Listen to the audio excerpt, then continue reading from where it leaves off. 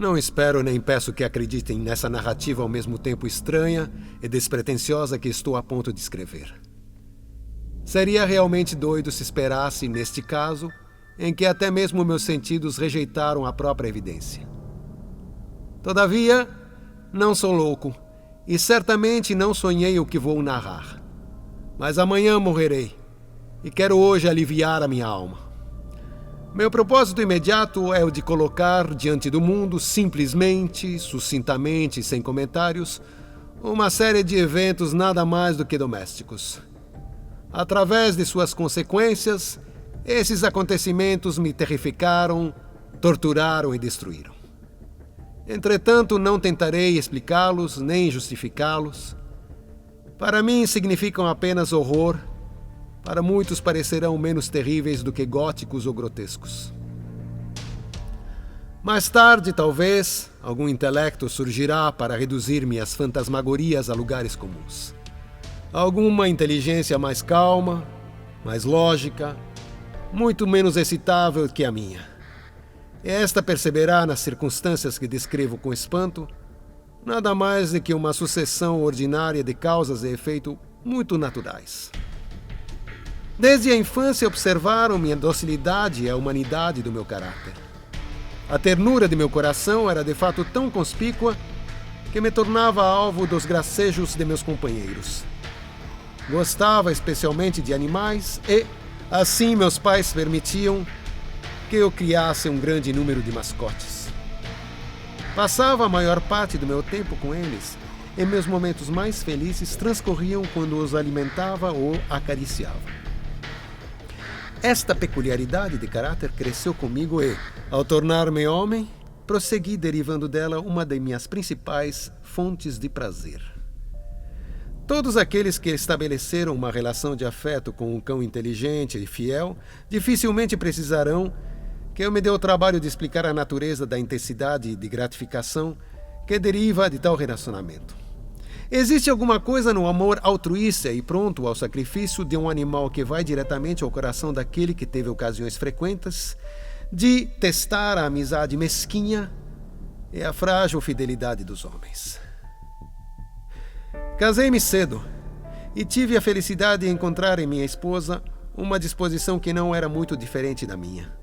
Observando como gostava de animais domésticos, ela não perdeu a oportunidade para me trazer representantes das espécies mais agradáveis. Tínhamos pássaros, peixinhos dourados, um belo cão, coelhos, um macaquinho e um gato. Esse último era um animal notavelmente grande e belo, completamente preto e dotado de uma sagacidade realmente admirável. Ao falar de sua inteligência, minha esposa, cujo coração não era afetado pela mínima superstição, fazia frequentes alusões à antiga crença popular de que todos os gatos pretos eram bruxas disfarçadas. Não que ela jamais mencionasse esse assunto seriamente, e se falo nele é simplesmente porque me recordei agora do fato. Pluto. Esse era o nome do gato. Era minha mascote favorita e era com ele que passava mais tempo. Era só eu que o alimentava e o animal me acompanhava em qualquer parte da casa em que eu fosse. De fato, era difícil impedi-lo de sair à rua comigo e acompanhar-me. Nossa amizade perdurou desta forma por diversos anos, durante os quais meu temperamento geral e meu caráter, devido à interferência da intemperança criada pelo demônio, tinham... Meu rosto se cobre de rubor ao confessá-lo. Sofrido uma mudança radical para pior.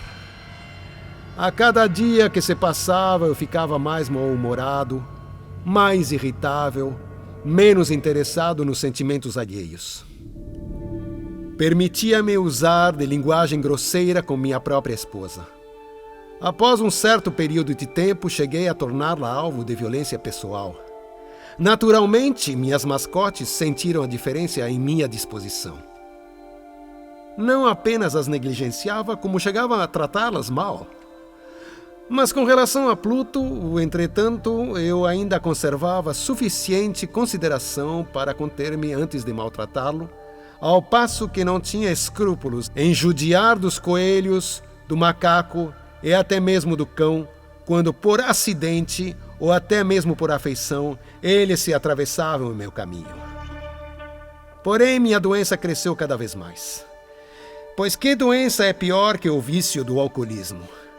E finalmente, até Pluto, que estava agora ficando velho, e em consequência, um tanto impertinente, até Pluto começou a experimentar os efeitos do meu mau humor. Uma noite, ao chegar em casa bastante embriagado, depois de um de meus passeios sem destino através da cidade, imaginei que o gato estava evitando minha presença. Agarrei-o à força e então, assustado por minha violência, ele infligiu uma pequena ferida em minha mão com os dentinhos. A fúria de um demônio possuiu-me instantaneamente. Nem sequer conseguia reconhecer a mim mesmo.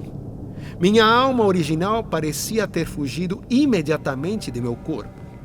E uma malevolência mais do que satânica, alimentada pelo gin, assumiu o controle de cada fibra do meu corpo. Tirei um canivete do bolso do meu colete. Abri a lâmina. Agarrei a pobre besta pela garganta e deliberadamente arranquei da órbita um de seus olhos. Encho-me de rubor e meu corpo todo estremece enquanto registro essa abominável atrocidade.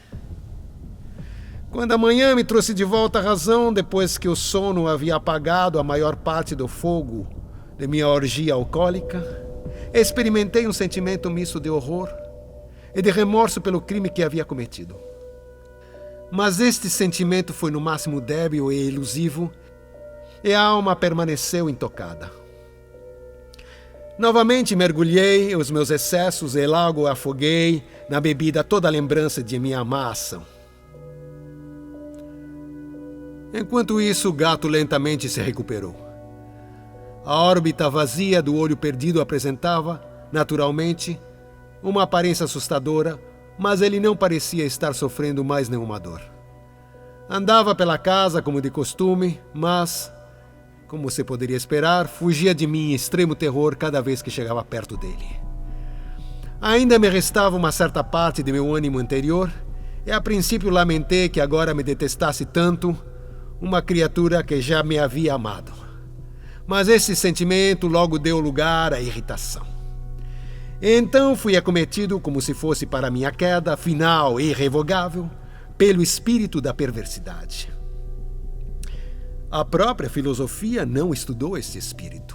E todavia, assim como tenho certeza de possuir uma alma vivente, é minha convicção que a perversidade é um dos impulsos primitivos do coração humano, uma das faculdades primárias e indivisíveis, um dos sentimentos que dão origem e orientam o caráter do homem.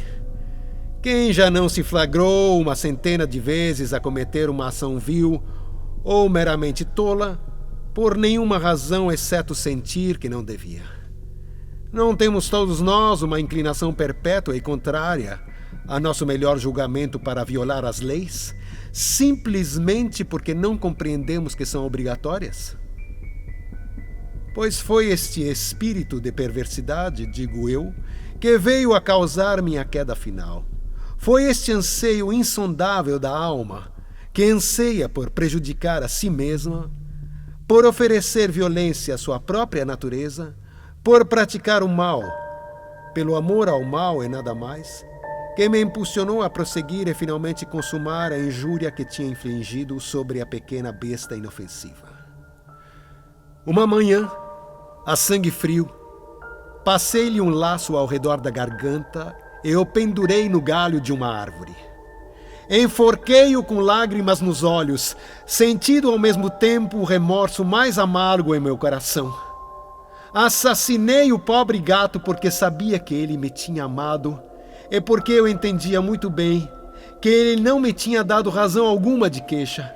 Matei-o porque sabia que ao fazê-lo estava cometendo um pecado mortal que iria manchar minha alma imortal ao ponto de colocá-la, Se isso fosse possível, fora do alcance até mesmo da infinita misericórdia do Deus mais misericordioso e mais terrível. Na noite seguinte ao dia em que pratiquei essa ação cruel, fui despertado do sono por gritos de fogo. As cortinas do meu leito estavam em chamas.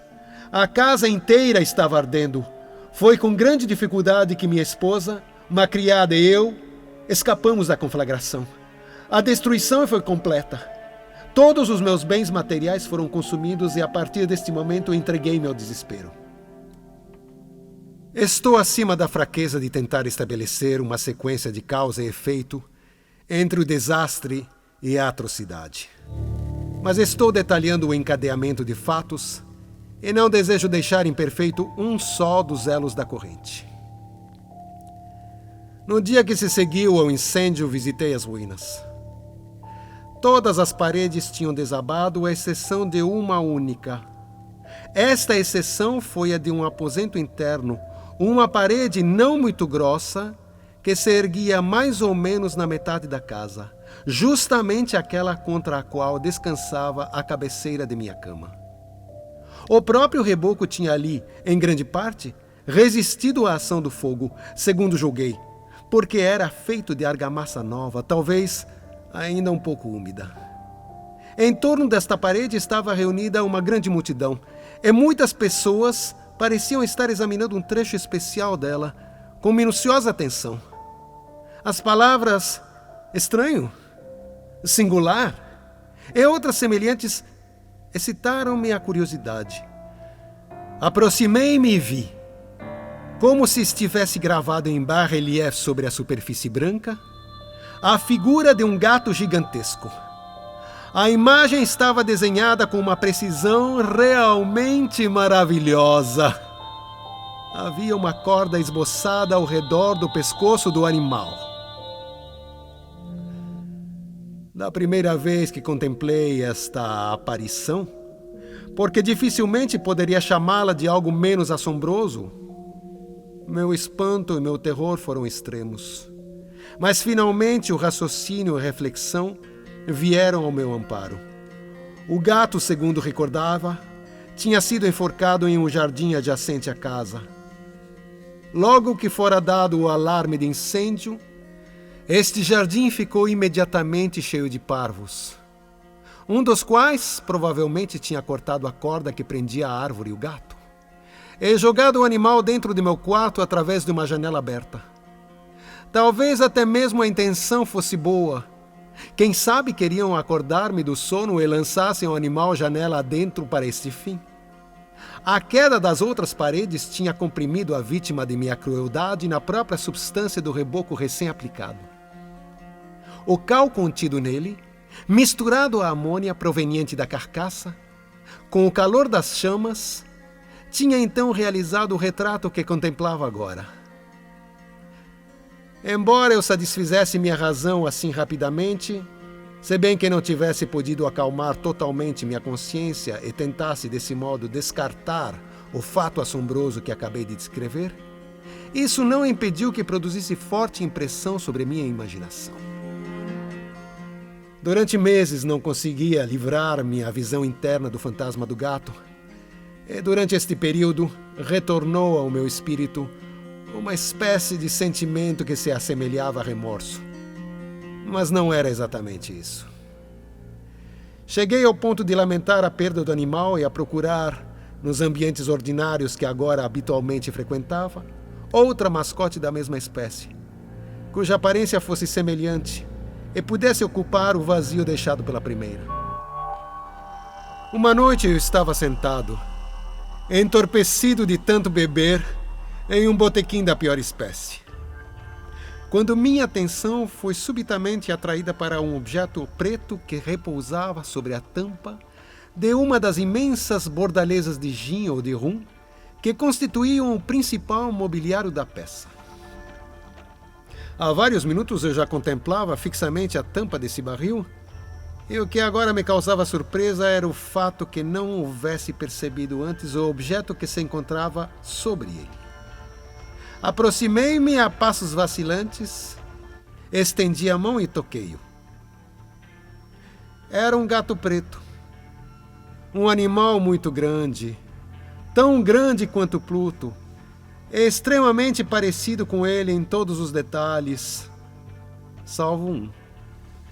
Pluto não tinha um pelo branco sequer em qualquer porção do seu corpo, mas este gato tinha uma mancha branca bastante grande, embora de formato indefinido, cobrindo-lhe quase inteiramente o peito. Assim que eu toquei, o animal ergueu-se imediatamente. Ronronou bem alto, esfregou-se contra minha mão e pareceu encantado com minha atenção. Tinha encontrado a própria criatura que vinha procurando. Imediatamente fui falar com o taverneiro e ofereci-me para comprar o bichano. Mas ele disse que o animal não lhe pertencia, que nunca o tinha visto antes e que não fazia a menor ideia de onde tinha vindo ou a quem pudesse pertencer. Continuei com minhas carícias e, quando me dispôs a ir para casa, o animal demonstrou estar disposto a me acompanhar. Permiti-lhe que o fizesse.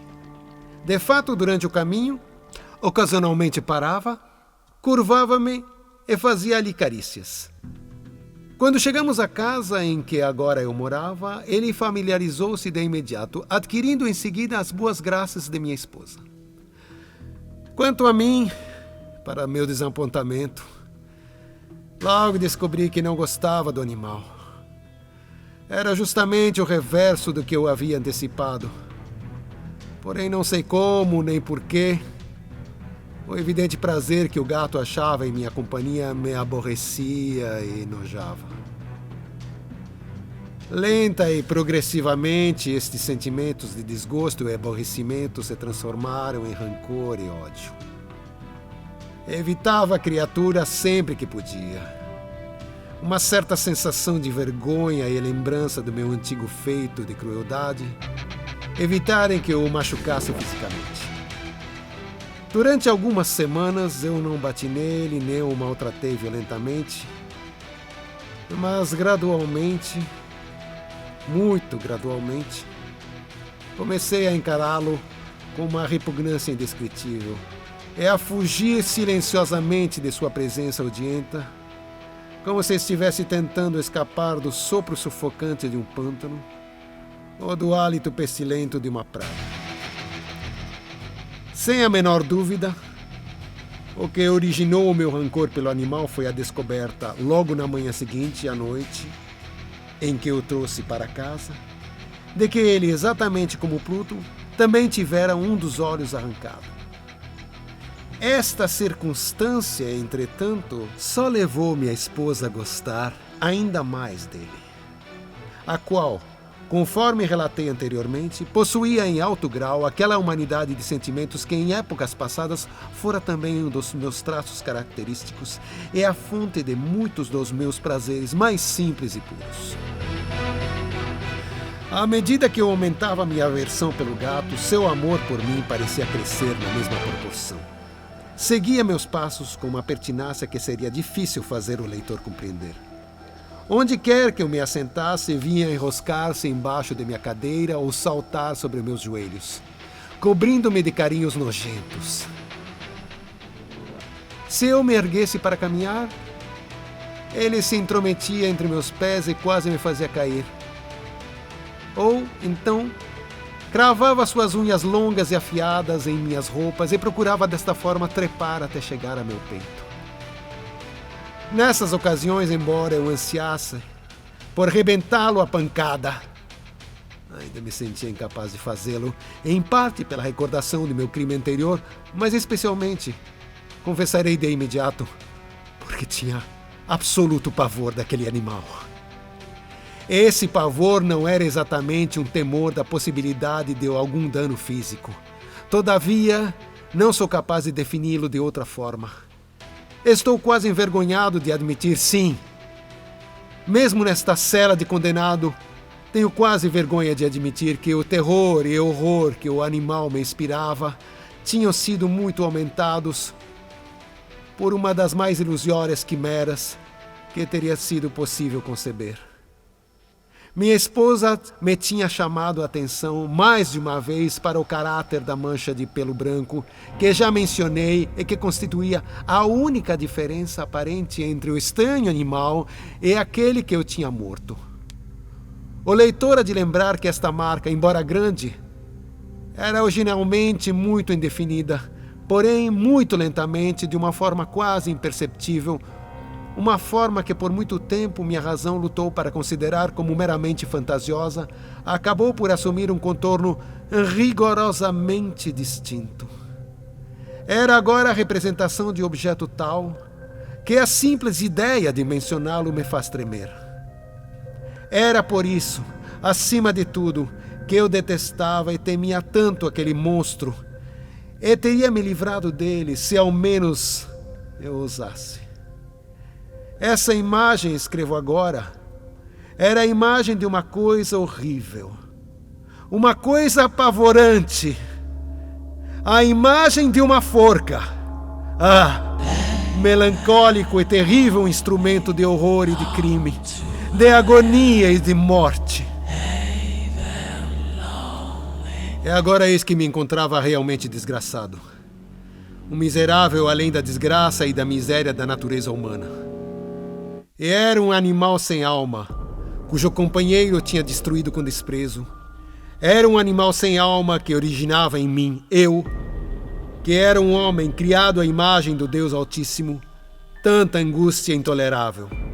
Ai de mim! Nem de dia, nem de noite, eu era mais abençoado pelo repouso. Durante o dia, a criatura não me deixava por um único momento, e, de noite, eu me acordava de hora em hora, despertado de sonhos cheios de um pavor indescritível, para encontrar a respiração quente daquela coisa, soprando diretamente sobre o meu rosto, e seu enorme peso.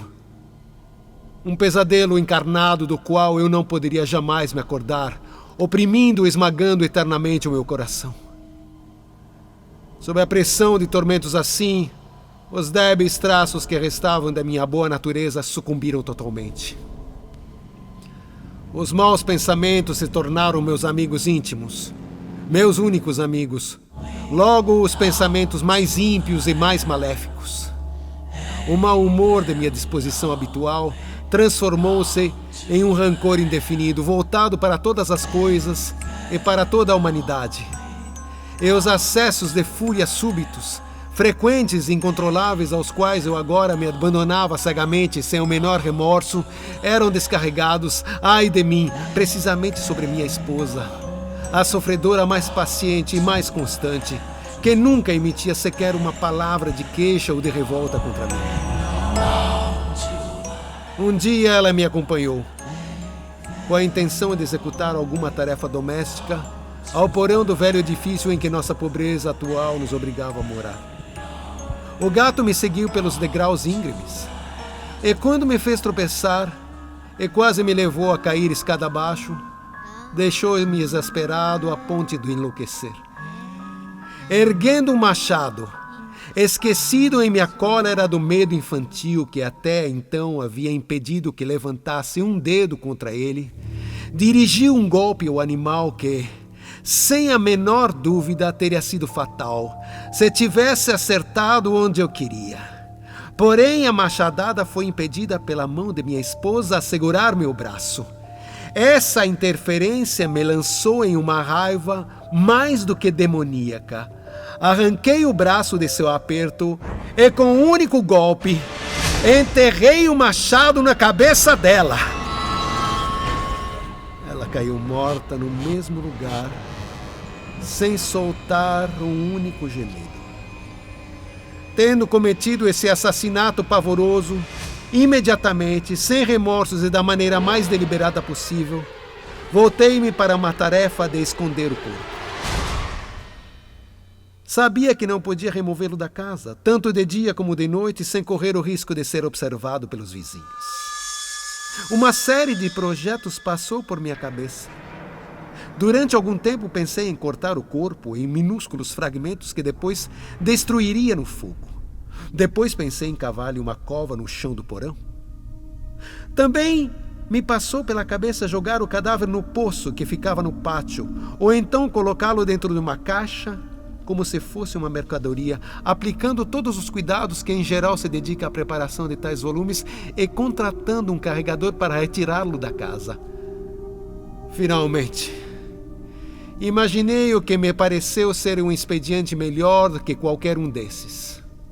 Resolvi emparedá-lo em um dos cantos do porão, conforme dizem que os monges da Idade Média costumavam fazer com as suas vítimas. O porão estava perfeitamente adaptado para esse propósito. Suas paredes tinham sido muito mal construídas e há pouco tempo tinham sido novamente rebocadas com uma argamassa grosseira que a umidade do ambiente não deixara endurecer. Além disso, em uma das paredes havia uma projeção, causada por uma falsa chaminé ou lareira que tinha sido preenchida com tijolos na intenção de assemelhá-la ao restante das paredes do porão. Não tinha dúvidas de que poderia facilmente retirar os tijolos neste ponto, enfiar o cadáver e depois restaurar a parede inteira ao estado anterior, de tal modo que olhar algum poderia detectar qualquer coisa suspeita. Não me enganava nesse ponto.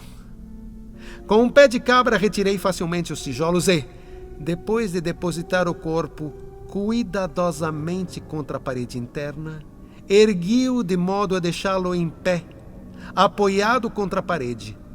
Com pouca dificuldade recoloquei os tijolos e deixei a estrutura precisamente da maneira em que se achava antes. Tendo trazido cal, areia e uma porção de pelos de animais returados de couro, como era costume na época, preparei, com todas as precauções possíveis, uma argamassa que não podia ser diferente da que recobria o restante da parede, e com esta reboquei muito cuidadosamente os tijolos que havia recolocado. Ao terminar, sentia-me satisfeito com a perfeição do trabalho. A parede não apresentava o menor sinal de que tinha sido modificada. Recolhi a caliça do chão com o cuidado mais minucioso. Olhei ao meu redor triunfamente e congratulei-me. Pelo menos desta vez não trabalhei em vão. Minha próxima tarefa era de procurar a besta que tinha sido a causa de tamanha desgraça, porque tinha, finalmente, a firme resolução de matá-la. Se nesse momento tivesse podido encontrá-la, seu destino estaria selado, mas aparentemente o animal ardiloso tinha pressentido alguma coisa ou se amedrontado com a violência de minha raiva anterior. Evitando apresentar-se diante de mim enquanto durasse minha má disposição. É impossível descrever ou imaginar a sensação de alívio profunda e abençoada que a ausência de detestada criatura causou em meu peito. Melhor ainda, o gato não apareceu nessa noite, e assim, ao menos por uma noite, desde que o desgraçado se introduzira em minha casa, dormi profunda e tranquilamente. Sim, dormi o sono dos justos, mesmo que tivesse agora o peso de um assassinato em minha alma. Passaram-se o segundo e o terceiro dias e o meu atormentador não regressou. Novamente eu respirava como um homem livre. O monstro tinha fugido aterrorizado e deixado para sempre minha companhia. Nunca mais iria revê-lo. Minha felicidade era suprema. O remorso ocasionado por minha ação tão negra e perversa praticamente não me perturbava. Algumas perguntas haviam sido feitas, mas fora fácil responder. Até mesmo havia sido feita uma busca pela polícia, mas naturalmente não haviam descoberto nada. Pensei que minha felicidade futura estava assegurada. Mas no quarto dia depois do assassinato, uma patrulha da polícia retornou. Muito inesperadamente, entrou em minha casa e recomeçou a fazer uma investigação rigorosamente. Achava-me seguro. Todavia, devido à impenetrabilidade do lugar em que escondera o cadáver, e assim não me senti nem um pouco constrangido pela busca. Os policiais ordenaram-me que os acompanhasse enquanto procuravam. Não deixaram nem canto, nem escaninho sem explorar. Finalmente, pela terceira ou quarta vez, desceram ao porão. Não senti estremecer nem um só dos meus músculos. Meu coração batia calmamente como o de alguém perfeitamente inocente. Caminhei de ponta a ponta do porão, cruzei os braços e fiquei andando de um lado para o outro. A polícia finalmente satisfez-se e estava a ponto de partir desta vez em definitivo. A alegria em meu coração era grande demais para ser contida. Ansiava para dizer ao menos uma palavra de triunfo e queria garantir-me duplamente de que eles me julgavam inocente. Cavalheiros, disse finalmente, enquanto o grupo subia as escadas, estou encantado por ter desfeito todas as suas suspeitas. Desejo a todos uma boa saúde e um pouco mais de cortesia. A propósito, cavalheiros, esta casa é muito bem construída. Tomado de um violento desejo de aparentar a maior naturalidade, falava sem prestar muita atenção no que dizia. Posso até dizer que é uma casa excelentemente bem construída. Estas paredes... Mas já estão de partida, cavalheiros. Estas paredes são muito sólidas. E foi nesse ponto que, tomado por um estúpido frenesi de bravata, bati pesadamente com uma bengala que tinha na mão justamente sobre aquela porção de parede, atrás da qual jazia o cadáver de minha esposa, da esposa que tinha apertado tantas vezes contra o peito. Possa Deus escudar-me e proteger-me das presas do pai dos demônios. Tão logo a reverberação dos golpes que havia dado desapareceu no silêncio, foi respondida por uma voz de dentro do túmulo. Respondida por um grito, a princípio abafado e entrecortado, como os soluços de uma criança, mais rapidamente se avolumando em um grito longo, alto e contínuo, totalmente anormal e desumano, um uivo, um guincho lamentoso, meio de horror e meio de triunfo, tal como só poderia ter subido das profundezas do inferno, um berro emitido conjuntamente pelas gargantas de centenas de condenados à danação eterna, torturados em sua agonia e pelos demônios que exultam em sua condenação. É tolice tentar descrever meus pensamentos. Sentindo-me desmaiar, cambaleei até a parede oposta. Por um instante, o grupo de policiais que subia as escadas permaneceu imóvel, em um misto de espanto e um profundo terror. No momento seguinte, uma dúzia de braços robustos esforçava-se por esborroar a parede. Ela caiu inteira. O cadáver, já bastante decomposto e coberto de sangue coagulado, estava ereto perante os olhos dos espectadores, na mesma posição em que eu o deixara. Mas sobre a cabeça, com a boca vermelha escancarada e uma chispa de fogo no único olho, sentava-se a besta horrenda, cujos ardis me tinham levado ao assassinato e cuja voz denunciadora agora me levaria ao carrasco. Eu havia emparedado o monstro dentro do túmulo.